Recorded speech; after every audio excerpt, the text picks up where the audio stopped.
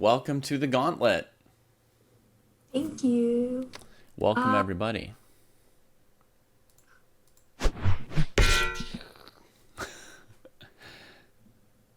I'm just having trouble setting up. Yeah, it'll take a few seconds No probably. problem. I will Yeah, introduce the show meanwhile. yeah, awesome.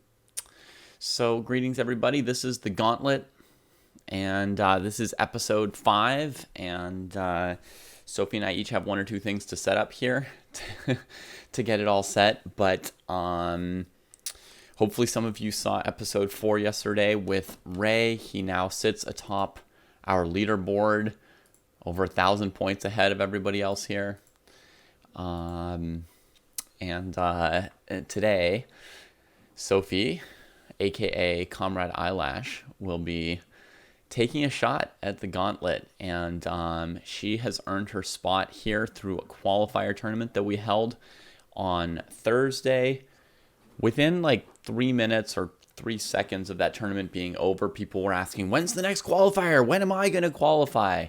Well, probably never, but we will hold another qualifier tournament at some point. You know, you're just probably, whoever you are, it's not a high chance to qualify, but you can try.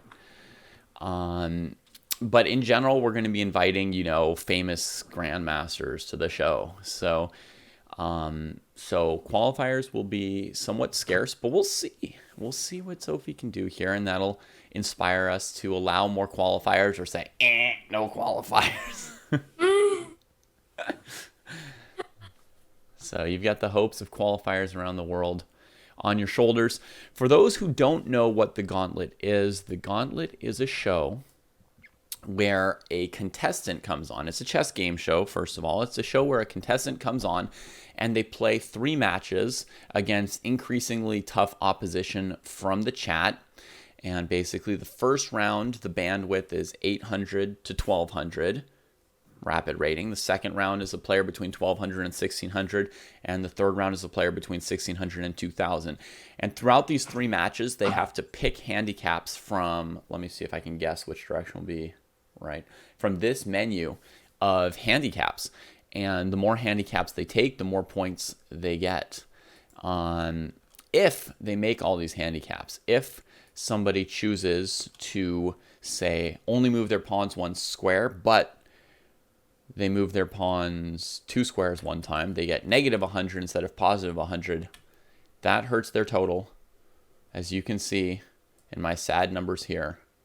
At some point in round 2, I completely forgot about any of the handicaps. So yeah, I was just thinking like of playing chess, and I just started playing normal moves, and then 15 moves later, I realized that I'd violated half my handicaps for no reason. Oh So, no. yeah. Like, not even to play good moves, just for absolutely no reason. So, the negative points are no good. They will tank your score. So some people sometimes wonder, why not just take all the handicaps and see which ones work out? Well, because, you probably get about, plus 800 points, minus 800 points. So it won't really do you any good. And yeah, and the goal is to total up a huge chunk of points. And then that chunk of points can translate into prize money. And let's see what the current prize is. Let me see over here for a second. 740.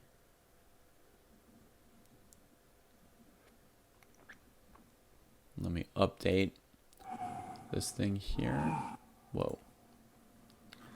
Just get the widget set.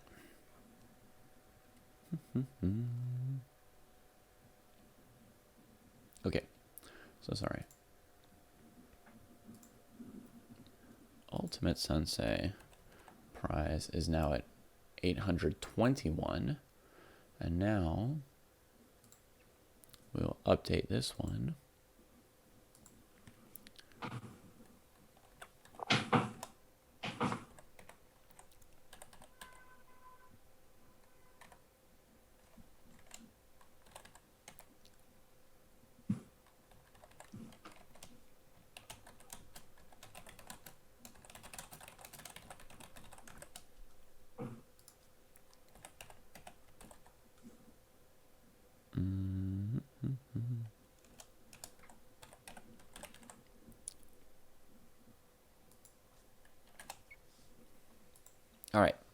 So here's where we're at with the prize right now for the gauntlet. You guys have raised $740 through donations for the prize to be distributed at the end of the preseason, 50%, 30%, 20% to the top 3 scores from the preseason.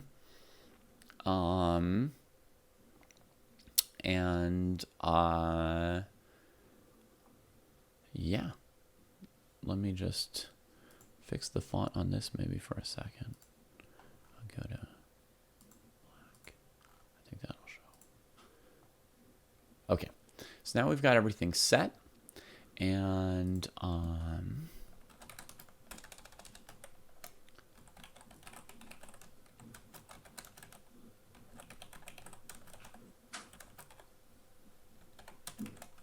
I think I have everything set up as well, just, you know, technically. excellent.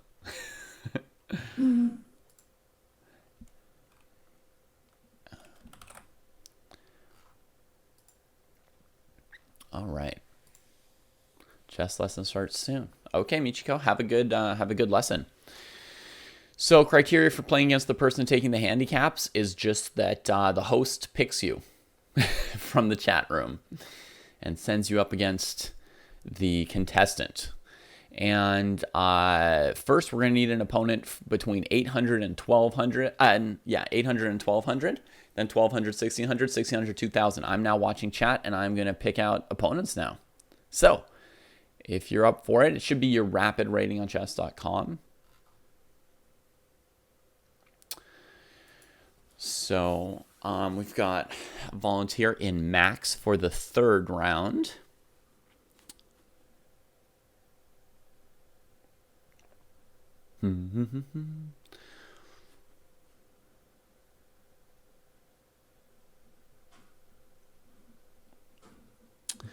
And now we'll need a round 1 and a round 2 volunteer.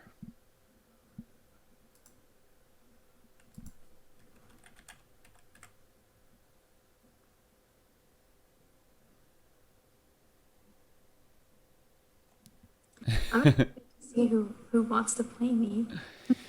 We've got Desert Storm Carl offering to play you in the 2nd round. Nice. And then we're just left with a 1st round opponent, right? Yeah, so looking first for a 1st round opponent. NM Thinker, you are too good, which is what most people aspire to in chess, but can be a lonely thing as you get too high rated and then can't find the right people to play against. All right. We've got Marian Chiku offering to play the 1st round, but we're going to wait a minute or two because Marian played yesterday. So we're going to give someone else another minute to speak up.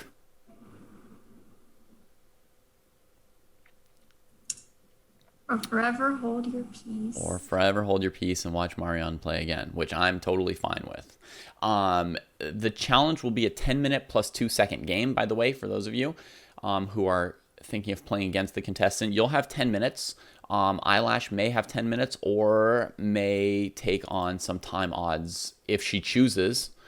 But it'll be 10 minutes for you with a 2-second increment. You play the best you can. And yes, we are looking for gauntlet opponents here, Laurent. Exactly. Is TX Mate eligible?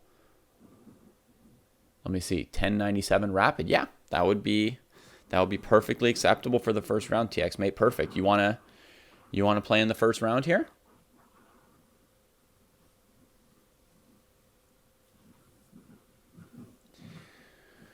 And so Sophie will take on handicaps, but you guys don't necessarily need to take them on. Yesterday, Ray took on 3 times 3-minute time odds plus blindfold in 2 of the rounds. So he played blindfold with 1 minute on the clock. And a couple of his opponents played as if they had 1 minute on the clock. So the important thing to know for all you contestants is if Sophie takes time odds, you're not taking time odds. If she does something like she can't occupy the center, you can still occupy the center. You know what her handicaps are. You can try and play against that, but you don't need to play as if you're taking on handicaps. All right. So I saw Ray Robson score from yesterday. yeah, I don't know how in the world I'm gonna possibly win a prize for getting a higher score than him. yeah, it does seem entirely impossible to me from what I saw. I don't understand. I mean, I can see how Ray could get an even higher score because he didn't. I mean, he didn't seem like pushed to his limits in any game except maybe the second game. But I didn't see how anyone else could do that. And I tried playing a bunch of blindfold blitz yesterday to see if I could go a little bit faster in blindfold, and it was brutally hard. And I did not relish it. All right, so we've got TX Mate as the first opponent for round 1. TX Mate, if you can just tell me your chess.com username, I can set up the match for you while Sophie tells us what handicaps she wants to take. So you've got TX Mate, rapid rating 1097, and yeah, what are you thinking of going with here? Okay. I'm gonna do 3-minute time odds. And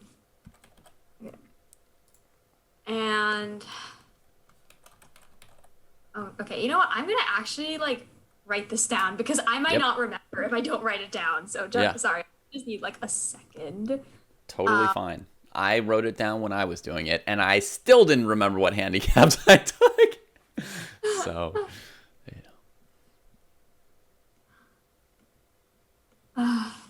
Okay, so goodness. Sorry, I need just a second. Okay. So, right, so the first one that I'm writing down is just 3-minute time odds. And then, okay.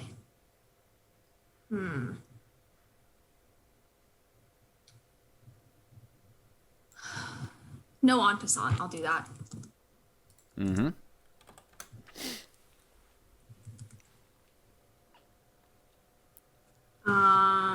The for those wondering in the chat, the menu of handicaps is refreshed each game, so Sophie can repeat the same things or use different things. There's no relation from round to round. She can use whatever strategy she wants throughout.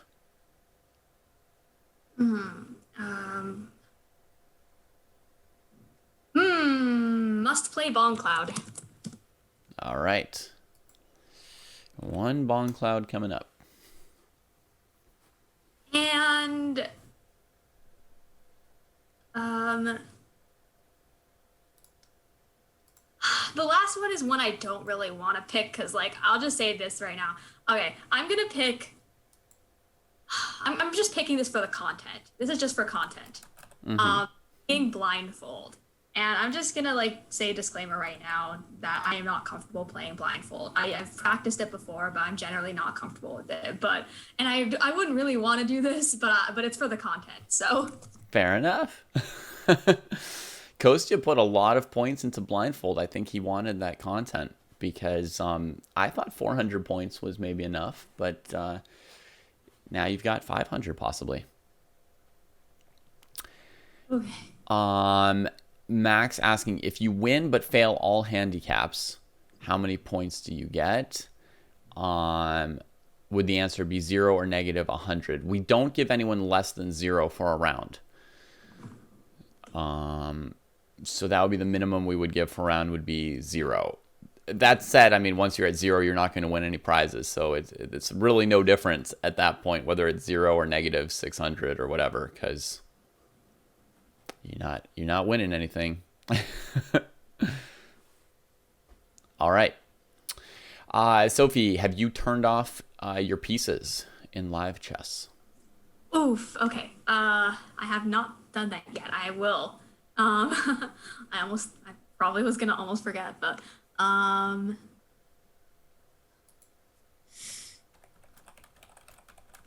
okay, I have to now find where that option is to turn. Oh, pieces It's in blindfold. board and pieces, and you pick the pieces set called blindfold.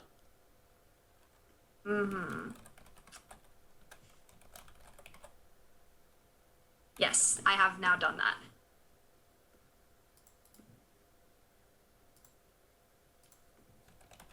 Great. All right.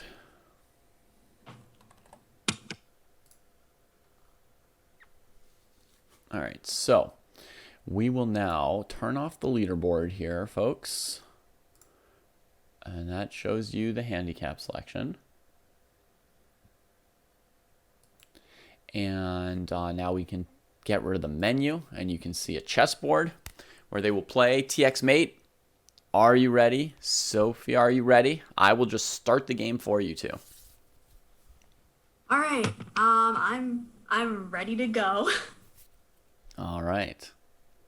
They're ready to go. And round one of the gauntlet, we are off. Good luck to both contestants. Sophie, I will just mute myself on Zoom so that I don't distract you. Okay, so I have to have 3-minute time odds first. That means you lose if your clock goes under 3 minutes. Oh wait. Oh, I can't just wait for 3 minutes. Oh, that's so okay. All right. Would So you prefer to wait for 3 minutes for the content? I don't know. It's easier for me to remember it that way. I don't know. All right. I'm going to run to the bathroom for the content. Everybody, see you in 3 minutes. I don't know. I feel like it's easier that way. Otherwise, I don't know. I don't know. It's easier. Does that make sense? Like, I don't know. Can I do that? Can't hear you getting water. Oops, sorry. It's fine. I'm kidding. The problem is chess.com's probably going to auto-abort the game. That's probably the one problem Oh with this plan. Aw. Oh, that's why I can't do that. It's all Gosh. right. Don't worry about it. I'm sorry. It's no problem. It was great content, I'm sure. Somebody probably just clipped like an empty scene of us not moving and me in another room. And it's just going to go absolutely viral for the gauntlet. All right. Ready again? So basically, you'll each start with... No problem, don't worry. You're the guest here. You don't need to apologize for anything.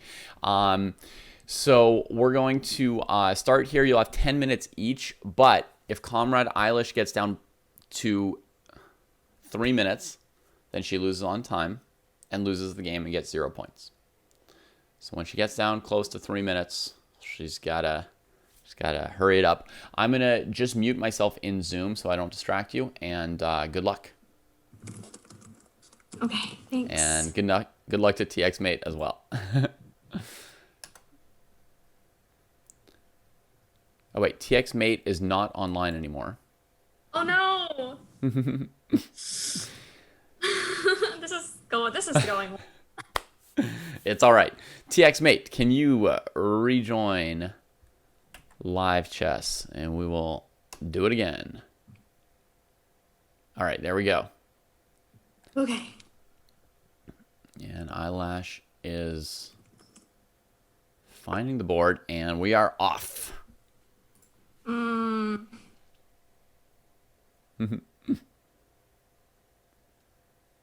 right. Great. Very entertaining so far, and you guys have learned something. Yeah. Here comes the Bong Cloud. She remembered King E2. We will put that in green already. Bong Cloud. Success. Successful Bong Clouding. It's not a beautiful green, but whatever. We'll use it.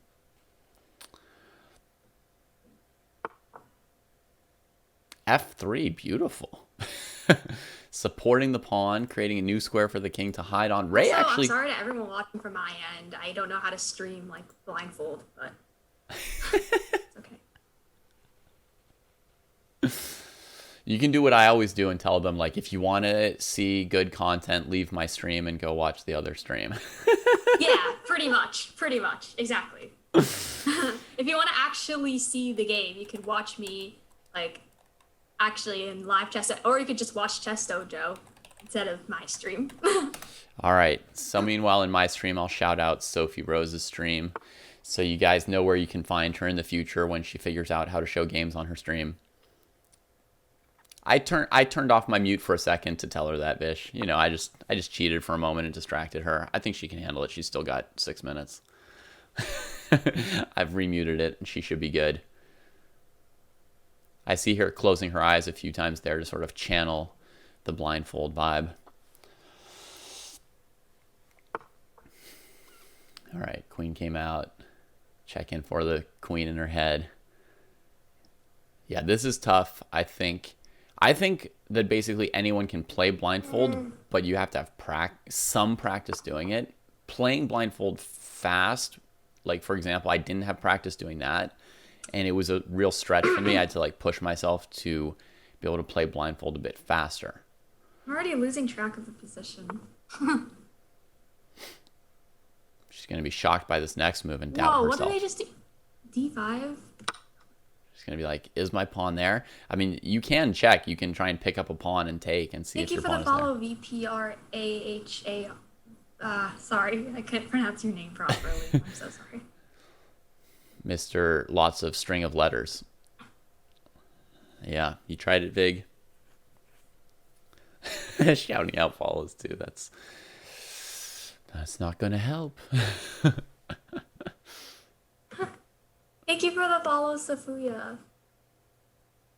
Yeah, I agree, Vish. Even if she just manages to finish the game, that's going to be impressive given that she hasn't practiced that before. She should hopefully be able to eventually win the game too. We'll see. Technically, you could finish the game by just sitting there and running out of time or making random moves, but I think Vish means like, you know, if she plays what seems like a full true game.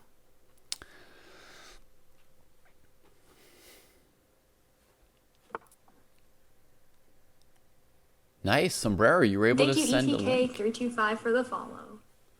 You were able to send a link in our chat, Sombrero. Did somebody mod you or what happened? That's awesome. Flying Puppy Dog asking, how do you do the blindfold option in live chess for those who want to practice it? Thank you, Fromrad, for following me as well. In any way.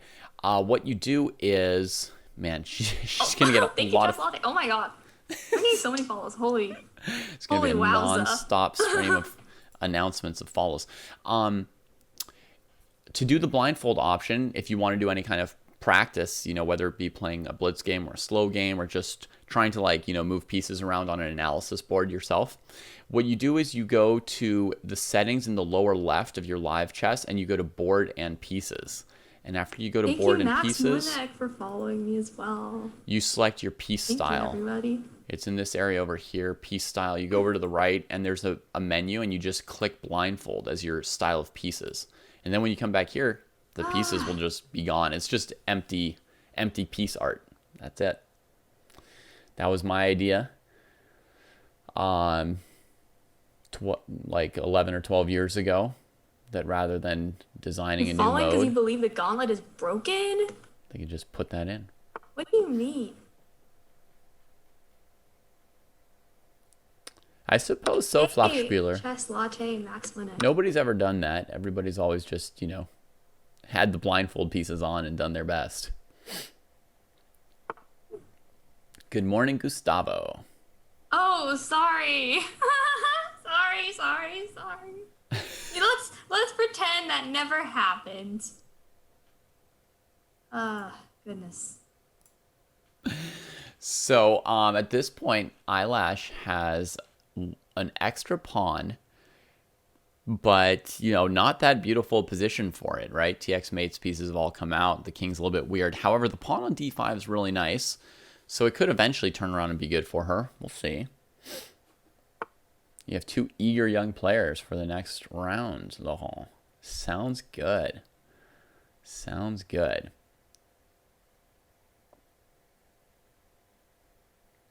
I don't know, Flockspieler. I don't really want people like strategically violating their handicap, so I haven't really talked up that option. So she may or may not know that to some extent that option's available. It's not super of it. I mean, yeah.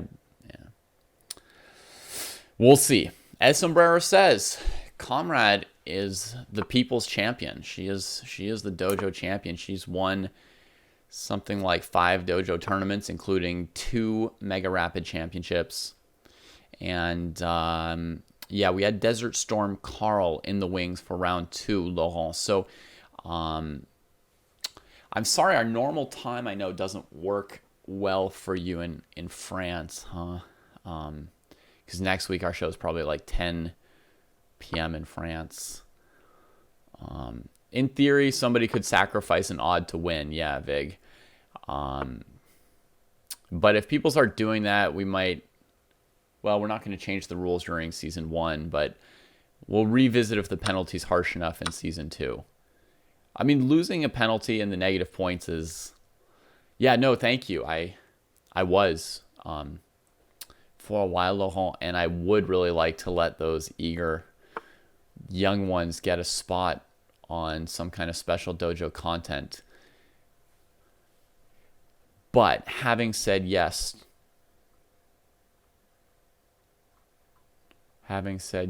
already to someone, I'm not going to boot them, even though I would have otherwise given priority. So Desert Storm Carl was right there when I needed somebody. Offered his, her, or their services.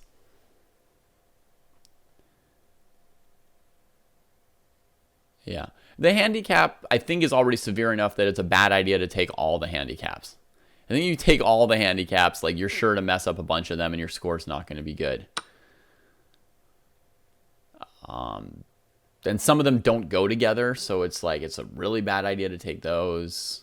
I mean, don't go together. Some of them, you know, I would have said 9 minutes of time odds and blindfold don't go together, but Ray managed that yesterday. But, for example, moving the pieces 1 square and capturing every 6 moves, that is pretty well accepted nombo at this point because, you know, when you're playing E3, D3, Bishop E2, like, how are you going to trade a piece evenly within 6 moves, right? I mean, you're just sort of forcing yourself to sacrifice from the get-go just to make a trade.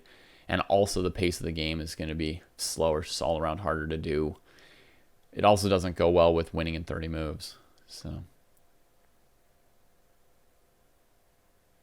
if she got minus 500, her maximum score would be 0, by the way, for this round, right? Because her maximum would be that she could win 300 points from no en passant, 3-minute time odds, and Bong Cloud.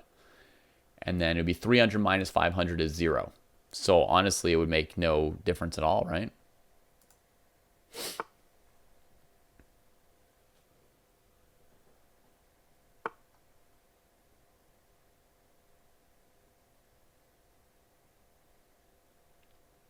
We used that one, Skoklo. Yeah, we just cut it for the first season because we wanted to keep the menu to 15 handicaps. We've got a lot more good handicaps that we're saving for season 2. Yeah, you only get any points if you win.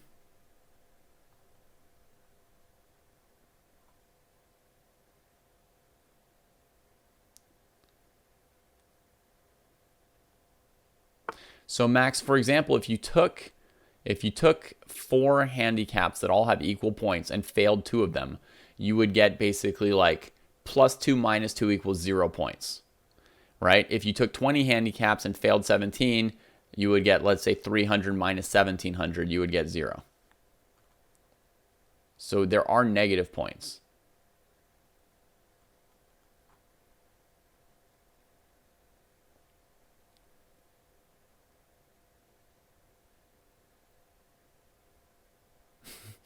$300 minus 500 for the purposes of this game is this show is 0 because we don't give people negative points for a round.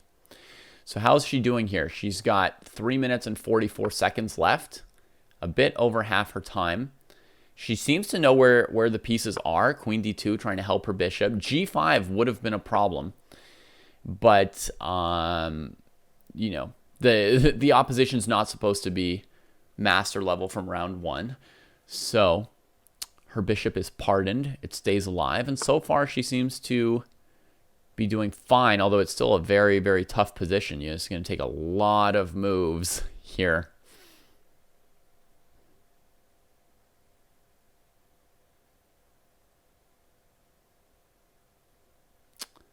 You've been in a rage for 2 days over the show, Max? You thought Coasty and I hadn't figured out how to count things out and that the whole show was just a travesty and it was raising your heartbeat. I'm sorry. I didn't mean to be bad for your health.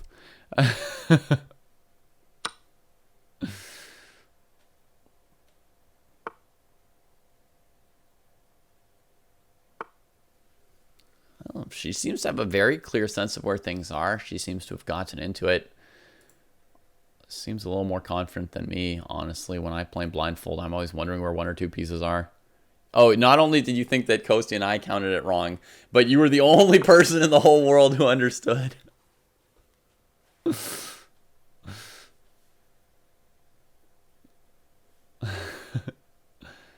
Now she's wondering where something is. Yeah, she's wondering where something is.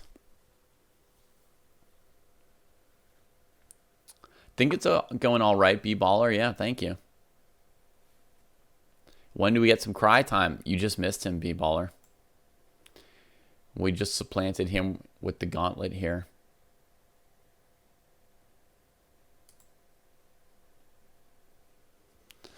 Good morning, JB. That bishop's going back and forth between h6 and g5. Is it making progress or just marking time?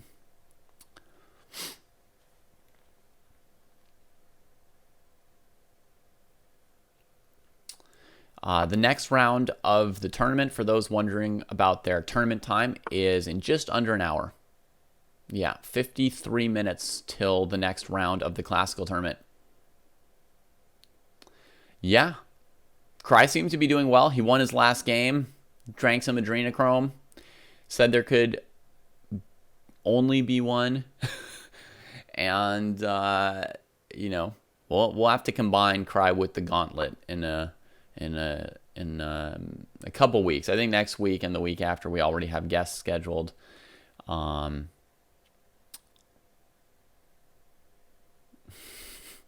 It was Cry.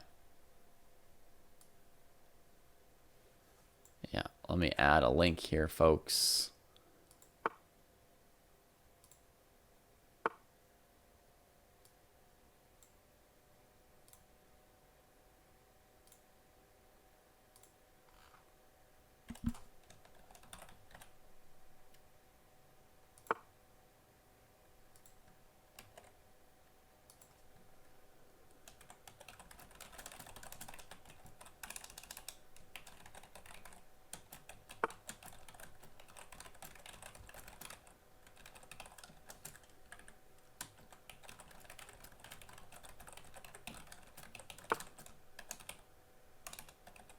Sorry, folks, 1 second.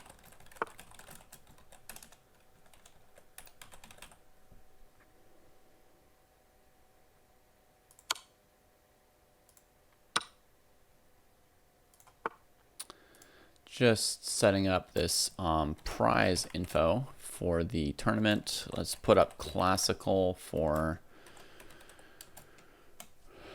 those looking for their pairings, and there we go. All right, how's she doing? Rook's traded. 2 minutes left. H4, so that bishop on F4, G5, H6 is never going to get trapped again. Really good play. Really good play from Sophie.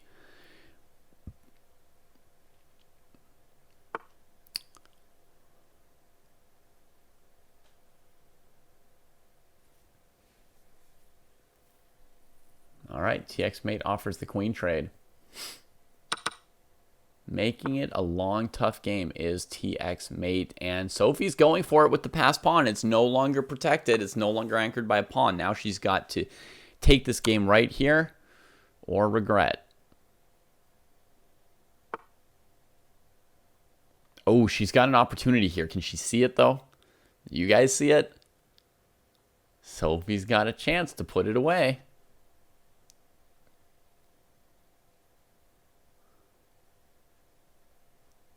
You guys can see it. You guys got the board. We can see that Sophie's blindfolded. She found it! I think she just said, oh my god, that's mate. Is. Oh. Hey, Sophie. Hi. Was that an oh my god, it's mate moment? I didn't. I wasn't sure if it was during the game. I was like, oh, I'll play bishop h6, and Hope I that didn't. it's checkmate. Yeah, You must have had some sense it was probably checkmate. I was trying to calculate whether it was or not, or Yeah. not calculate, but remember where the pieces were to Yeah. see if this game scored. Well, you did a great job playing blindfolded. That was fantastic. You scored every single point here. Thank you. Let's go to our leaderboard and our menu of handicaps. Menu of handicaps, that's 800 points. Goodness, folks. The qualifier is starting out with quite a good round.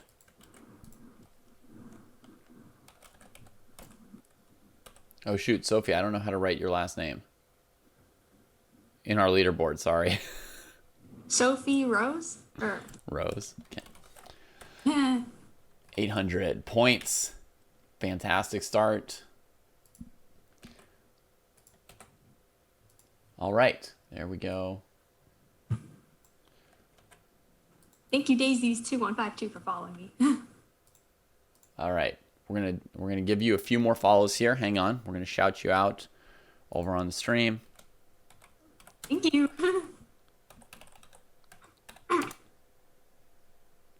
All right, and now it is time for your matchup with Desert Storm Carl. Desert Storm Carl has a 1,080 or 90 rapid rating and an no. That was our first round opponent. Desert Storm Carl, tell us your rating so that Eyelash knows what she's up against. Thanks for everyone following me. Hi.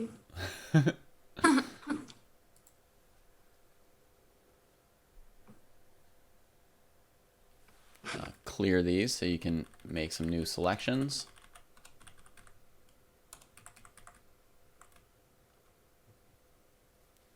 I mean, 1391 rapid, perfect. Sorry, someone's asking me a question in my chat. Any tips for? Do you have any tips for a 1600 to start streaming chess? What do you think, David? I will answer them in a moment, but right now we need to keep our show going. So, handicaps. You're playing against a 1391. Your camera in Zoom is frozen, so maybe you can stop it and restart it, and it'll Oh no. fix itself. I'm sorry. It's okay.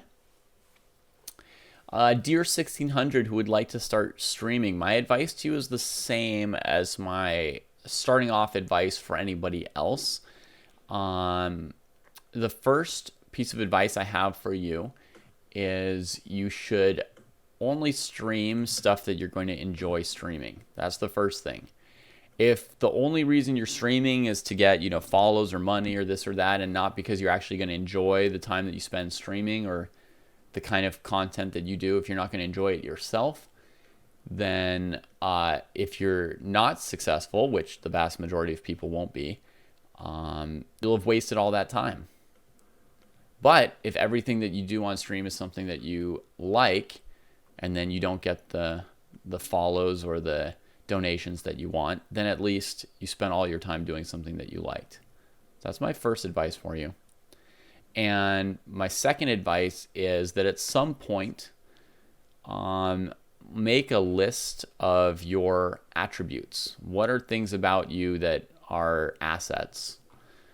And look at that list and see if there's anything on there that seems a little bit special, unique, original, and try to lean on that in your content.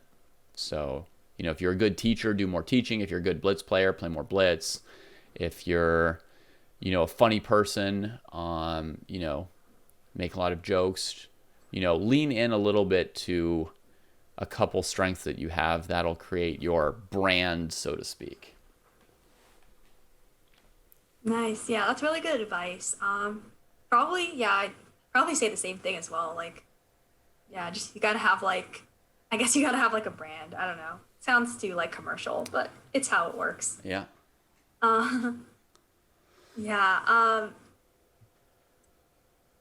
Also, is my camera back? It's still frozen. Your camera is still frozen, yeah. Oh no. Okay.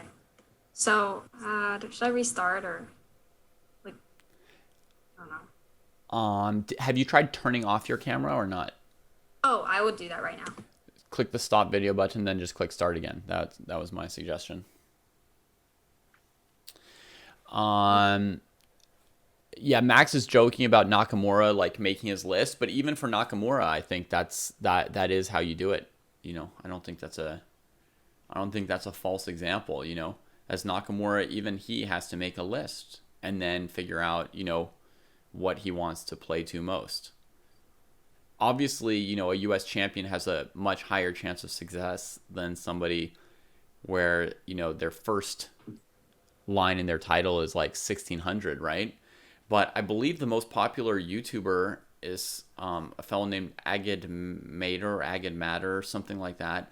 And they're not a titled player. I mean, I don't know if they're 1600 or 1200 or 2000 or what, but I'm pretty sure they're not a titled player. So, you know, when they started making their list of what they had to offer, it wouldn't have said, you know, US champion 2700, but they found something in their list that, you know, thousands and thousands or hundreds of thousands of people liked. So Sophie, have you tried turning your camera back on or not? I did. I did try turning it off and Okay. back on. And it's It's just still... not coming on at the moment. All right, that's okay. Oh, I'm sorry. We'll just go cameraless for a moment. What handicaps would you like for round 2? Um, round 2. Okay. So I probably don't want to do blindfold again because that was kind of painful. Okay. Let's see then. Yeah. And Desert Storm Carl, is your chess.com handle the same as your Twitch? I'm going to start preparing the command here. So what does can't occupy e4, d4, e5, d5 mean? Like no piece can touch that square? No piece can go onto those squares if they're empty. So like in the game you were just playing, your bishop could not have gone to d5. But since there's a black pawn on d4, you could have your other bishop capture that pawn and then sit there. Mm-hmm. Okay, I don't know. That seems so hard. Let's see. Okay, must win in under 30 moves also seems too hard. Can't move king. Oh goodness. Okay. All right, I'm gonna have to write some handicaps down. Mm-hmm. No. So no en passant is gonna be one of them. Cool.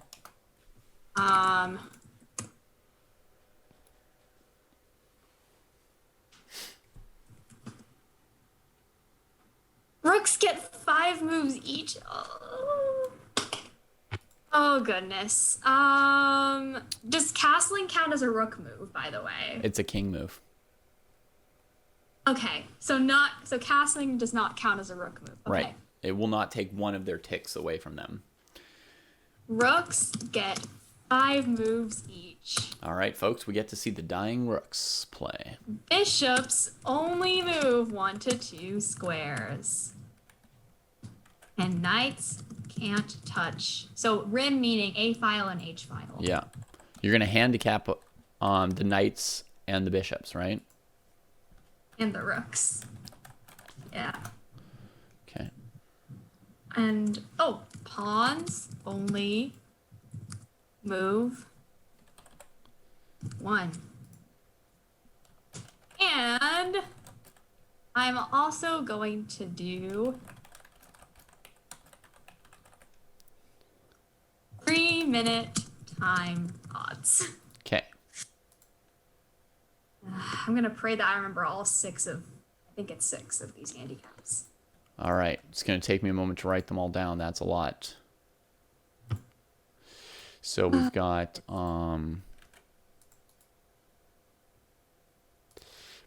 rooks, bishops, knights, can't touch rim. 1, 2, 3, 4, 5, 6 handicaps. Yep. 2, 3, 4, 5, 6 handicaps. So again, you've got till you get down to 3 minutes. And I will take down the leaderboard here so we can see what Sophia selected. We'll move the prize so we can see what she selected. Put the prize bar over here for a second. I don't even have... Okay, anyway, there we go.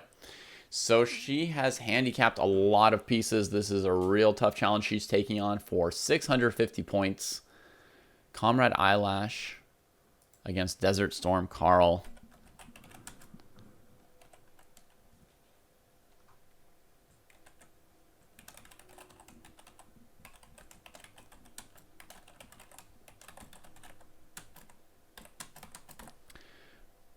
All right, round 2. Fight. Oh, Desert Storm Carl is not yet online. Oh no.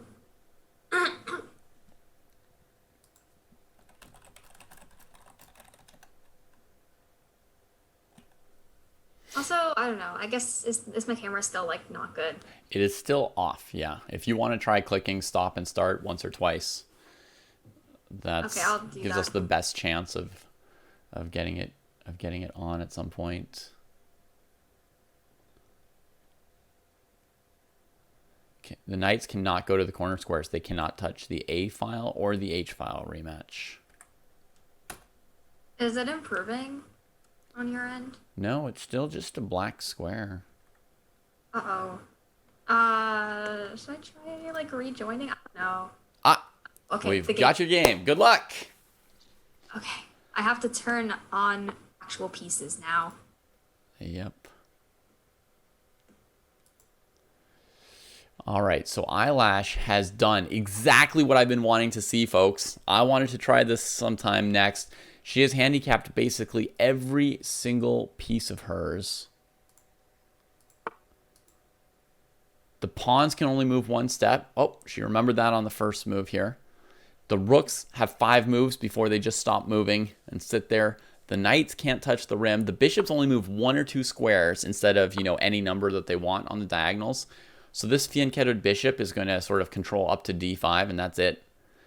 Yeah, she wrote down her handicaps to help her remember them. That is perfectly allowed. And good luck. I don't know if it's possible like this. It's a ton of material that she is effectively down here. But so far, she hasn't violated the rules, which is a good start. Yeah, white's much better because each of their pieces is worth more than black's piece.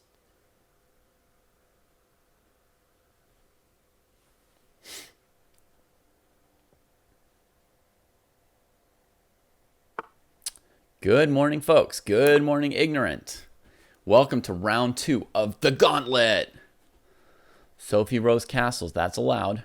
She didn't handicap her king, actually. So she didn't violate every single one. How many moves before she violates a rule? Any mod put up a prediction whether Sophie Rose is going to score these 650 points or not? Castling counted as a king move, BTS. So each rook still has 5 moves. And she has to win the game to score any points. That is right.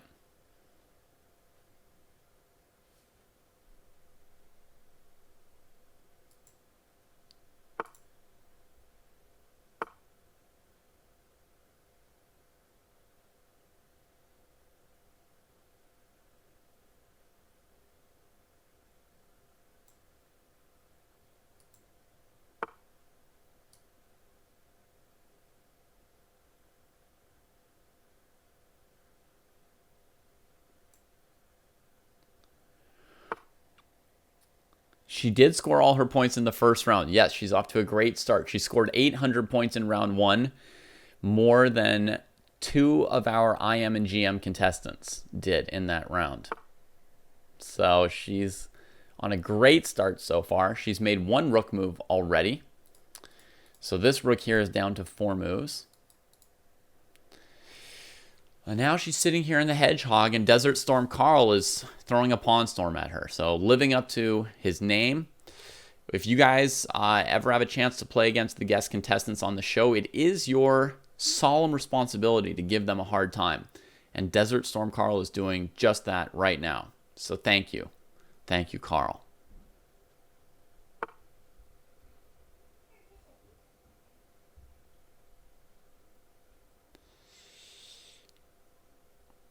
Looks like we got a mouse slip or a misclick from a mod just now. Ouch.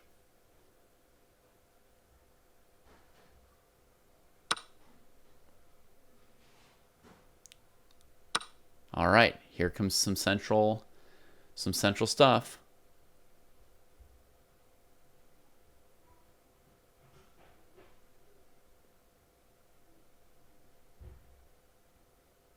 Oops. That makes sense. That's why you were asking about it. Sorry.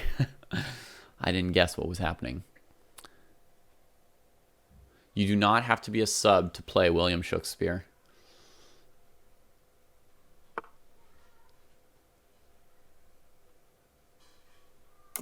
All right, no violations so far. Her pawn has taken 2 moves to get into the center there on e5. It's looking not too healthy on e5.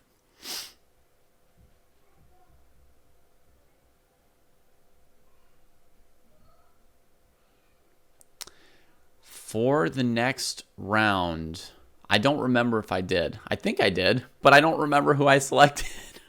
There's a lot going on here. Lots of moving parts in the gauntlet. I forgot to throw the axe when she won the first round. I'm going to try and focus on remembering that for the next round. Ah, you suddenly remembered I selected you.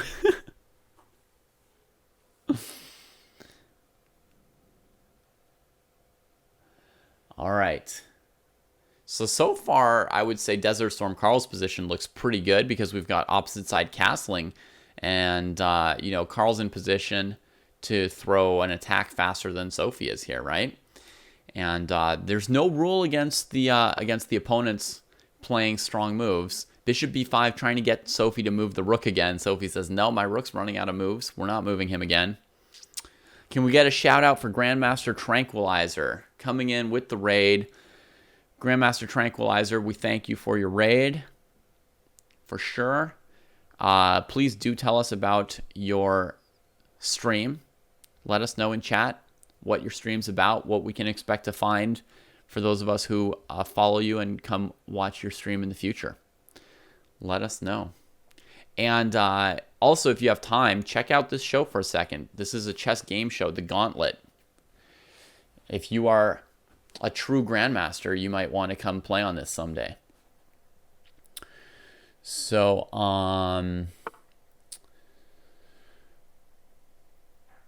so here comes Desert Storm Carl's Pawn Storm. And ComradeEyelash is going to have a slow-moving one here with a6 and b5 and a5. But Pawn Storm is still what the doctor orders in this kind of opposite side castling position. There's her queen to e7. Short-range bishops. Knights can't touch the rim. The rook's slowly dying. Yep. Slow-moving Pawn Storm. Is knight f8 legal? Yes. Her knights are not allowed to touch the A file or the H file. So far, she has violated none of her rules, and she has 5 minutes and 13 seconds left to win this game. Knight comes into the center. Here comes that pawn. Is Sophie going to go for a counterattack or try and trade stuff in the center to defuse the opponent's attack? It's a tough call. I like that Desert Storm Carl's trying to beat her. A lot of times you see people against the, you know, contestants kind of just trying to hang in there, do their best, you know, like make a good effort, which is cool and all. But it's really nice to see somebody just trying to beat the contestant, right? If Sophie is going to get down to an endgame, she's going to want to make sure it's not a rook endgame, is my opinion. I think we once saw somebody win a rook endgame, but they had a rook against their opponent not having a rook. So their rook was running out of moves, but it managed to, you know, win a pawn or two first, and then the king and pawn ending was winning. But in general, A rook endgame with your rook slowly dying is really, really bad. So I think Sophie's best piece is her queen. It's the only one that's not handicapped. So she's going to want a queen endgame or a king and pawn ending. Failing that, I think a knight endgame is her best bet. So she should try to trade bishops and rooks if possible.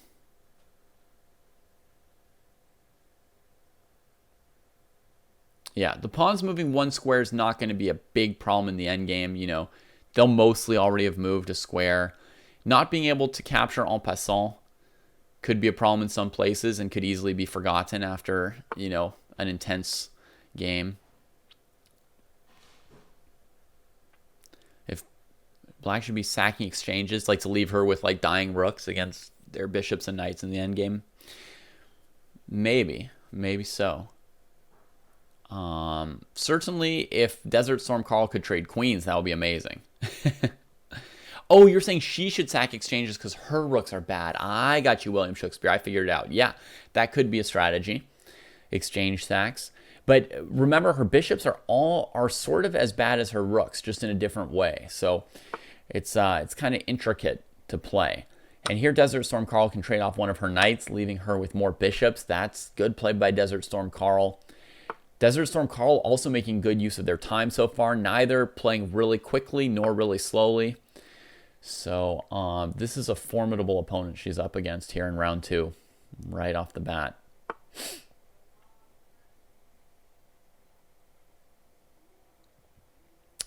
I think the bishop on d6 could go to b4 at some point to trade itself for a knight. Offload one of the bishops, but it looks like Sophie's thinking to attack now. And I guess Carl's move h6 was probably not very good, right? Because after h6, g6, the white rooks cannot attack frontally at all. And Carl doesn't seem to agree with me on that, putting another rook on a file which I think is going to remain closed basically for the entire game. So now Eyelash is thinking white doesn't really have an attack on the king side, and so instead of going for trades, maybe she's going to gradually do her own pawn storm here.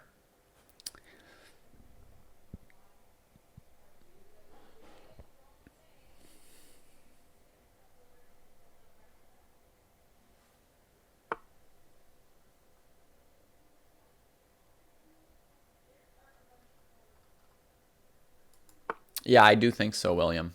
I do think bishop b4 made sense at that point. But we'll see how she does. Here she could trade her bishop on b7 as well, and that would be acceptable.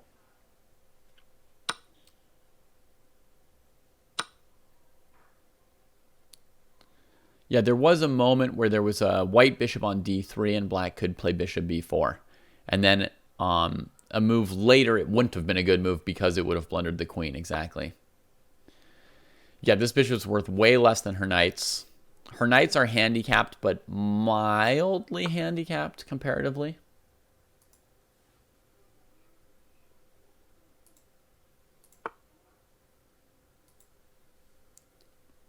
And here comes a pawn storm. It's promising for Comrade Eyelash, who has another 2 minutes and 38 seconds. If she gets down to 3 minutes, she loses on time. So Desert Storm Carl is just about 2 minutes more than her. Started with 3 minutes more. Really playing a good pace. This has been a very tough opponent so far.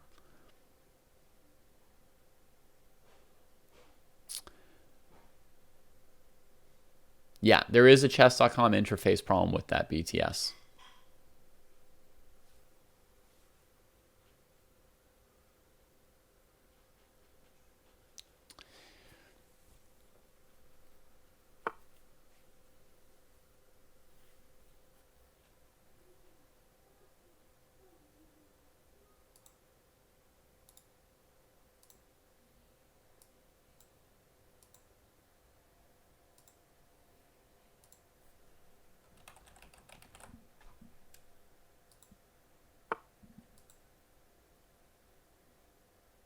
Okay. Since the webcam doesn't seem to be coming back, we're going to put a little picture of Sophie here into her spot.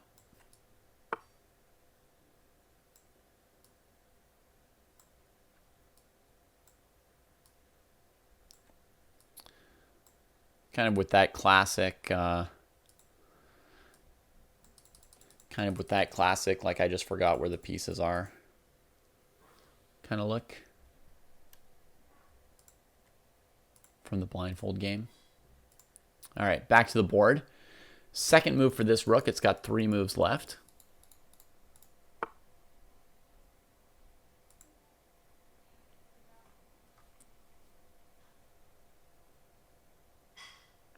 G5 just kind of locks in these weak dark squares. Keeps black from making space for their king. If the position were opening in the center, you know, it'd be really nice for white that black has this bad back rank. There are certain simplifications where that becomes a problem as you head towards endgames or things like that.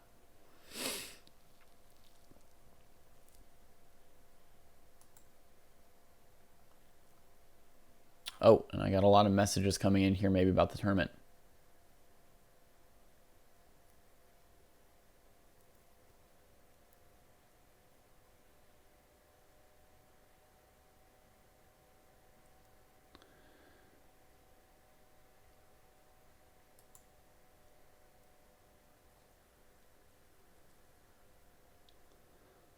All right, serious. Serious had the time shifted.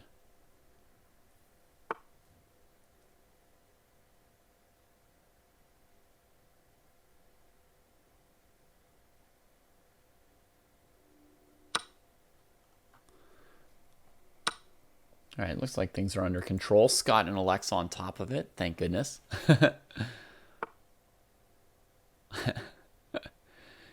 All right, here comes the attack. Oh, the queen on f5 was really strong, huh? What's rook doing on g4, though? b3, ab3, ab3, rook g4. It sounds like ComradeEyelash has pushed Desert Storm Carl to the end of his rope here. Couldn't find any defenses anymore. Great play. Great play. b4, b3. Rook on a8 in particular hasn't moved yet, so it's making good use of its 5 moves since it's on an open file here. And Sophie says, I'm not even going to take the rook on g4. She prefers to go for the king. Brutal.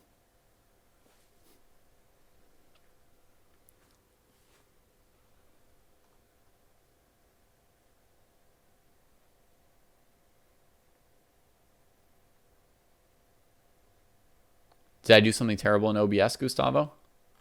Did I make some kind of blunder?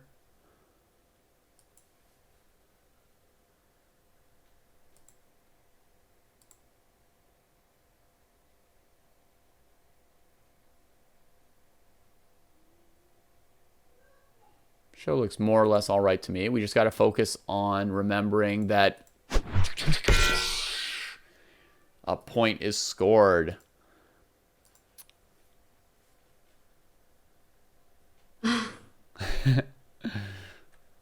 Nice, nice, nice. GG.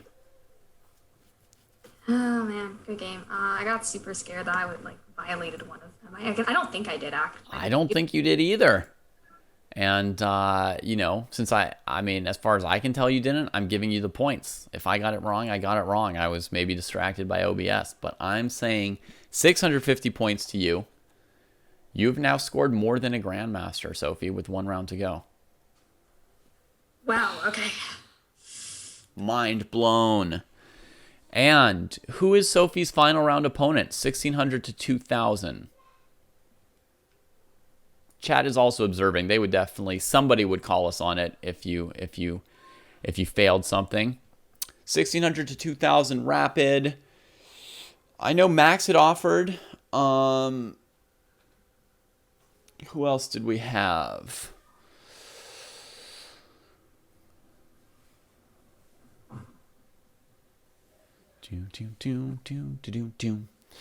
All right. Max already beat Jesse today. So I'm going to bring somebody else in. I'm going to go with William Shakespeare, I guess. Just a chance to remind everybody that you just beat a GM, right, Max? Why not? All right. So William Shakespeare will be your opponent, rated 1763. Yeah. And yeah, let me clear the menu and you can pick new items from the menu. What would you like to eat in the third round? Okay. Goodness. Um. Uh,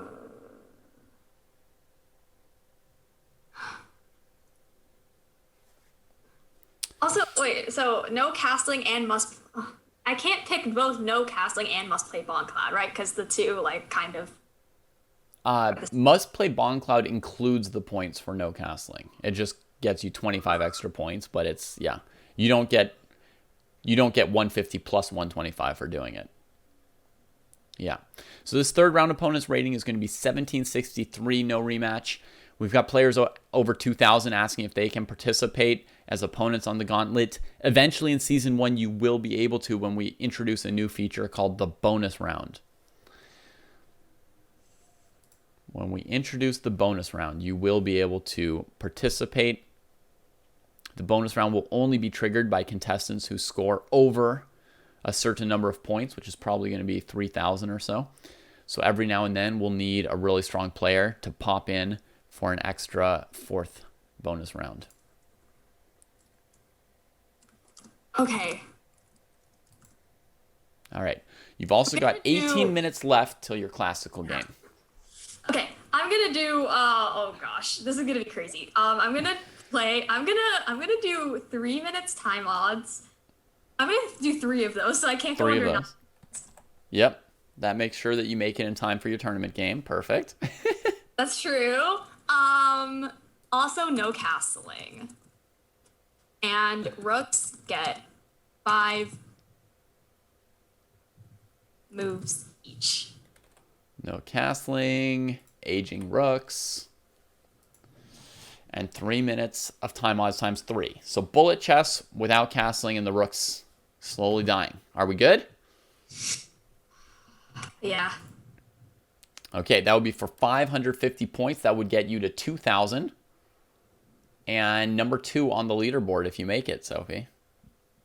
Oh, I'm so scared. Good luck. William Shakespeare, what's your chess.com username? I'm going to set up this match in a second. And just so you know, if Eyelash gets down to 9 minutes, she loses and gets 0 points. But you have your full 10 minutes to play. And yeah, it all comes down to this. 3x 3-minute time odds. No castling. And rooks get 5 moves.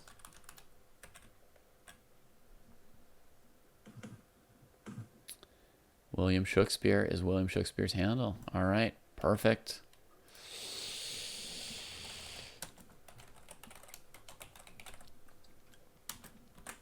Comrade Eyelash, you've already impressed everybody just by completing your blindfold blitz game. And now scoring lots of points. Everybody's very impressed. Good luck in the last round. Let's see what you can do against William Shakespeare. And they are off.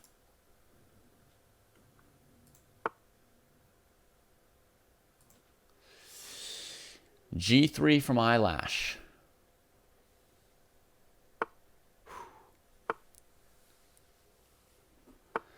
And Max says that she is the favorite here. I mean, playing bullet is a handicap, but she is going for a reasonable 550. Oh, let me fix the OBS. Jesus, sorry guys. Menu handicap and turn off the leaderboard. There we go. All right. I guess that's what Gustavo was talking about. I was probably doing some things like that before. There's a lot of pieces to this show.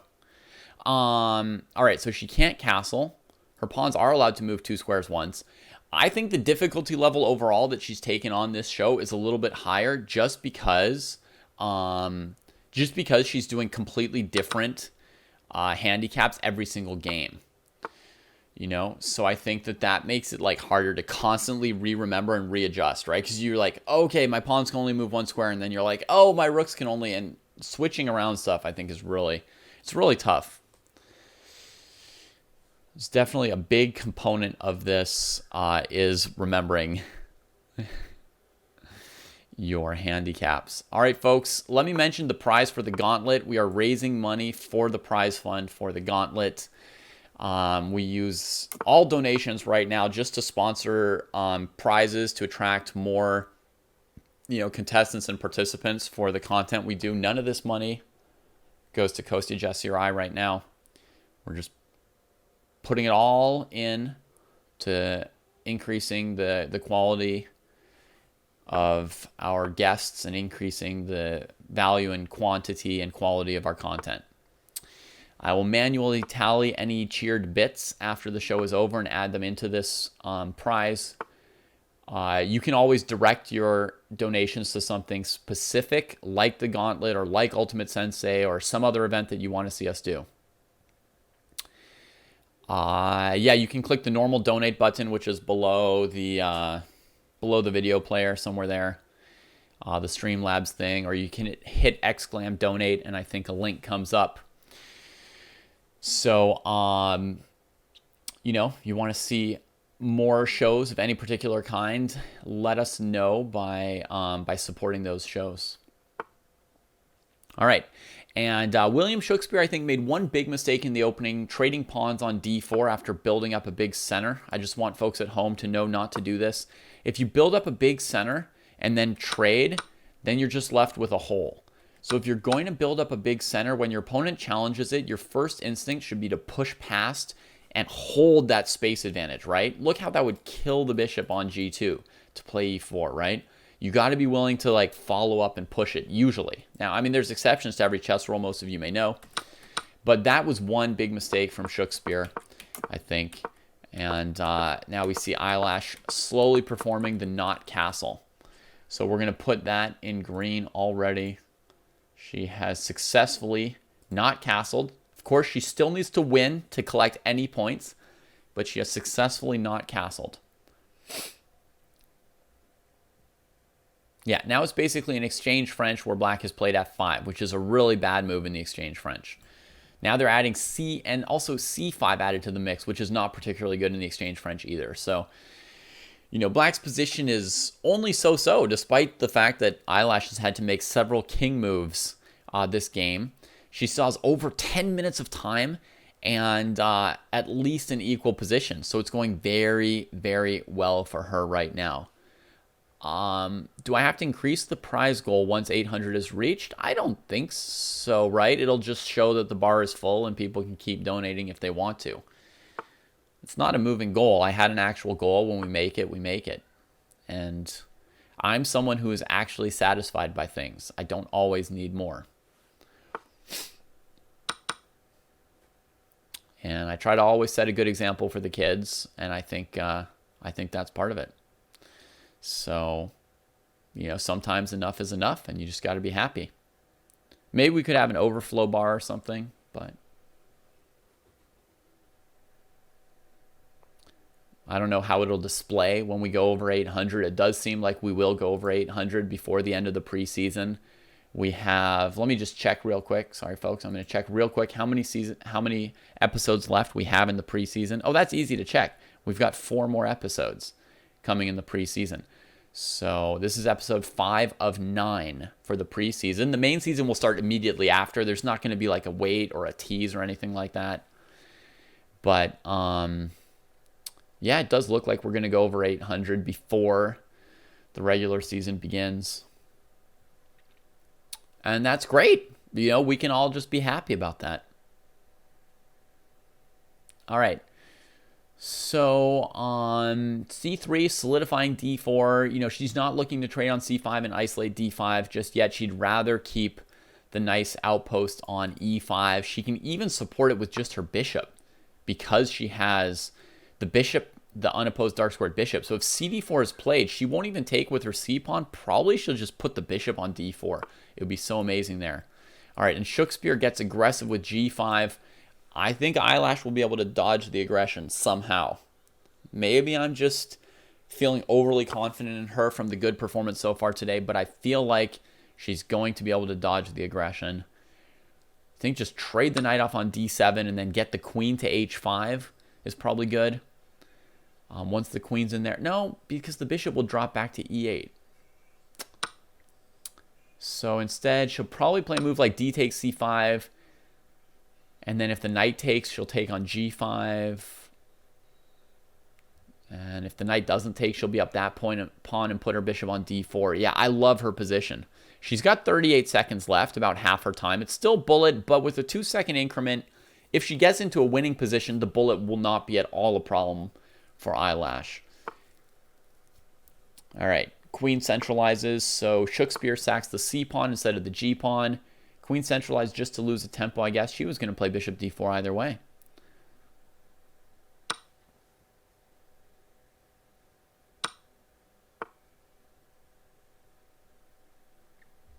Yeah, she's very high rated in bullet. We've seen her come through a lot of time scrambles in classical games. I don't watch bullet usually, but I've seen her in classical chess get under a minute and come out very well in all sorts of time scrambles.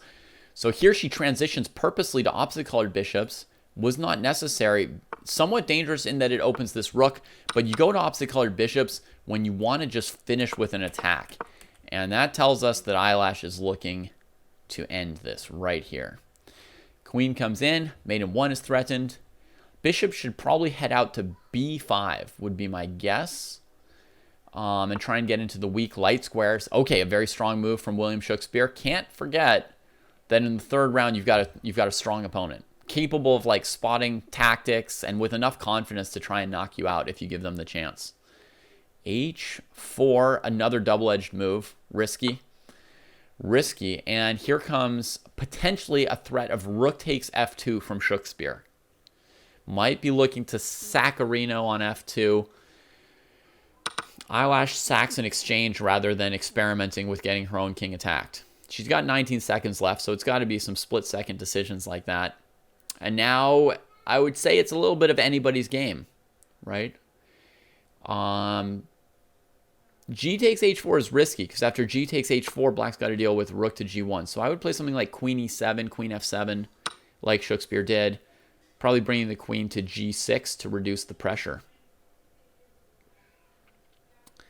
And yeah, this is going to be pretty close. Oh, her rooks only have 5 moves each, so it makes even more sense to sack her rook for the bishop. But that means if queen g6 is played and she trades queens, I don't know that she can win this endgame with rook and bishop against 2 rooks, because one of her rooks will be, you know, a slowly dying rook. Shakespeare having a good think about it. Might as well. You've got your 3 minutes.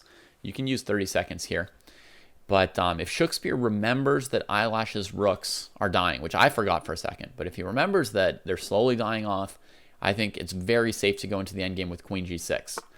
You don't need to ask yourself, is queen g6, you know, good in a normal chess position? You just have to ask yourself, you know, can I hold that endgame long enough for that white rook to run out of moves? And the answer's got to be yes for a 1700. So I think on queen g6, Eyelash would probably retreat her queen and give back the pawn on g5. Stay in the middle game. Her best shot is the queen and bishop to land some kind of tactico. Hey, hang on. Last move. HG here. King g2. Okay, so she might eventually try and set up something like rook h1, g6, but Shakespeare's got it covered. 13 seconds left. I know as long as her position, if she gets into a winning position, Eyelash can play the whole game on the 2-second increment. I believe in that. But at the moment, you know, it's just really unclear if her position is going to be winning or not. Bishop f6 looks good. Lodged in there. Probably one of the rooks is going to have to trade for that bishop at some point. It's on the line. 8 seconds left for Eyelash. 2 minutes for Shakespeare. What are you guys feeling? Who's thinking that Eyelash is going to take this? That rook's in trouble. Oh, no, he set a trap. He set a trap. And she was in bullet. She has to just back off. And Shakespeare's up her rook. Oh, no. And even covers the d5 check. showing that he's not a round 1 opponent. He's a round 3 opponent. He's here to destroy her. Threatens checkmate on g3. She retreats the queen with 7 seconds left. Oh, no. Oh, no. Coming for h5, h4. Shakespeare is an aggressive player. Overly aggressive, made positional mistakes in the early game, but now you can see that tactical prowess coming out here later in the game, and it is probably too much for Eyelash to handle. She's got 3 seconds left to somehow win this game. 4 seconds with a fast move, but that costs her a pawn to pre-move that rook. Loses the pawn on c5, has to retreat the queen out of a queen trade, and basically I think Shakespeare would have to choke here. Eyelash fans are going to have to hope for a choke.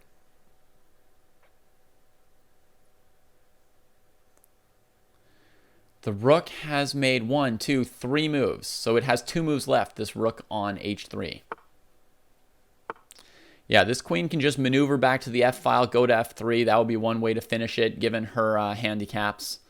Shakespeare using their time. Really rough for our Eyelash here. She's at 3 seconds once again.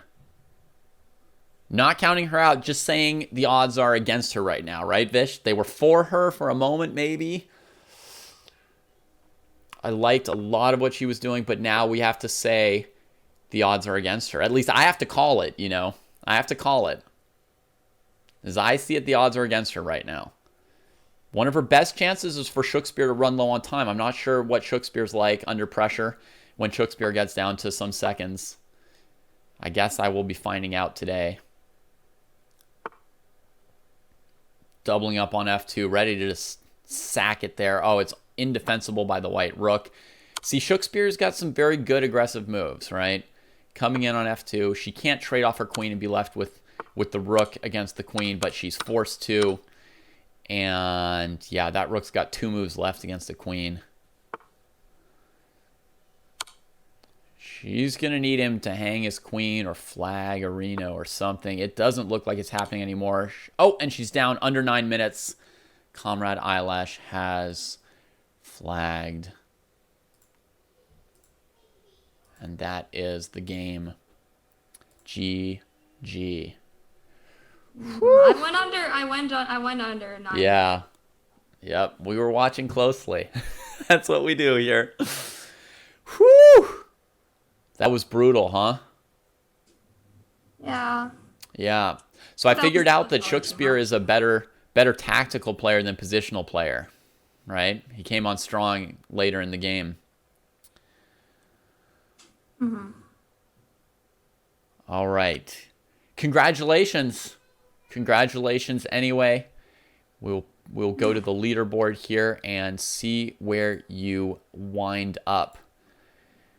I'm going to be the first person to get 0 points in one of the rounds. The first rounds. person to get 0 points in a round of the preseason. I've gotten 0 points in testing. It's happened. It has happened. I have failed to win my games before.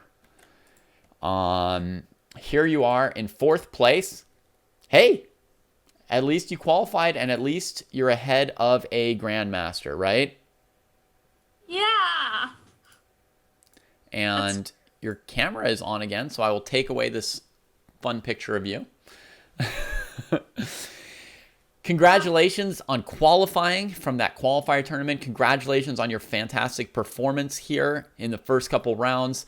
You know, it's always a gamble on the gauntlet. You know, if you're not pushing yourself, then you're not taking enough handicaps, right? If it's not like a close call, if the contestant is easily winning the game, it just means they didn't take enough handicaps. So you took enough handicaps. Shakespeare played well, right? We can't take anything away from that. Yeah, definitely. Yeah. First opponent to win a game off of a contestant in this preseason. Just very well done. I mean, you're a fantastic bullet player. I mean, he really only won because he found some great moves. Yeah, definitely well played. So, tell us your impressions playing this. I know you've only got 30 seconds. I want to get you into your classical game. But, you know, you're also here. I want to give you a shout out. I want to give you a chance to, you know, say hi for a moment, answer one or two questions. We're going to shout you out again here in the chat as other people start to find their classical games. We probably still have some viewers who aren't in the tournament. What was your impression of this format? Was this fun? Is this something you would want to do again? Is it something you would practice for? I love it. Yeah, I think it brings a lot of fun to the game. I mean, there's just so much. It's just so like involved. I don't know, like. Yeah. It's fun to play sort of different dimension. I couldn't believe when you took on all those handicap pieces in the second game. What was it like to play with basically every piece except your queen handicap? Did it bend your mind? Did you have a strategy for that? I mean, I don't know. I just tried to play chess, except like, obviously following all the rules. I mean, I didn't really have a strategy. Okay. I mean, I guess I don't know. There are some. I just try to play openings that kind of fit in with that, with my handicaps. I don't know. Okay. Just. Cool. And now one other question. I think of you as somebody who's really, who's like really good at bullet and blitz, but also who's most interested in playing like classical. Is that true, or am I missing something? That's true. I think I've just really had a lot of burnout issues when it comes to like bullet and blitz. I don't know. I think that's been like my largest problem with those time controls. Okay. And I also just, I don't know. There's just something about like, I don't know. There's something about classical chess that kind of makes it like more interesting in a way. I don't know. But you're actually like, interested in both classical and blitz. You really you really put yourself into both. Cool. All right. You're gonna have to switch modes really fast here from your bullet mode to your classical mode. Let me see who your opponent is for this round. Weekend Swiss, 1650 plus pairings. This round is called round 3/4/time E that we're about to commence here. And it looks like you are playing Paul E4. And you have white against him. Thank you. All right. So good luck. Let you go. I hope to see you on many more dojo shows. Thank you so much. It was great to have this opportunity and just super, super fun. So I really, really appreciate it. All right, everybody. One last shout out. Follow your dojo champion.